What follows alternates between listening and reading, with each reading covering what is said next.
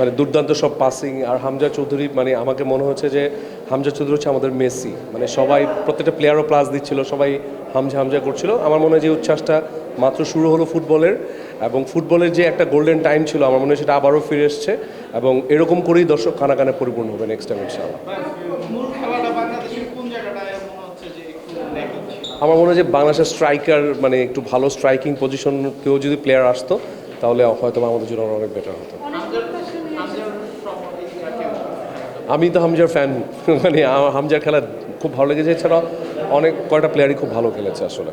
Overall Bangladesh team ভালো খেলেছে আসলে। খেলা সবই ঠিক আছে, বাট সেকেন্ড হাফে বাংলাদেশের চান্স ক্রিয়েট করছে, অনেক চান্স মিসও করছে, কিন্তু একটা প্রপার নাম্বার 9 থাকলে আজকে ম্যাচটা অ্যাটলিস্ট ড্র করতে পারতো। এমনি ভালো খেলছে, খারাপ না, বেস্ট অফ লাক। আলহামদুলিল্লাহ আমরা স্যাটিসফাই খেলা দিকে। নেক্সট টাইম ইনশাআল্লাহ আমাদের টিম আরো ভালো খেলবে। হামজা তো মাশাআল্লাহ খেলছে, শেষ মুহূর্তে হামজা একটা গোল দেওয়ার কথা ছিল একটুর জন্য। আমাদের সাপোর্ট আছে, আমরা সব সময় বাংলাদেশের পাশে আছি। কি বলো? আরে পুরো ফিফার একটা ফিল পাইছি আমি। বিসমিল্লাহির রহমানির রহিম। হামজা আমাদের ভালো খেলছে, বাংলাদেশ ভালো খেলছে, বাট আমাদের সর্বশেষ হামজা।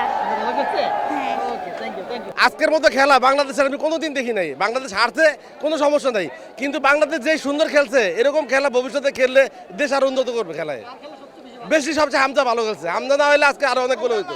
হামজা অনেক ভালো খেলছে, মানে মানে এত ভালো খেলছে যে মানুষ মনে রাখবে হামজার খেলা।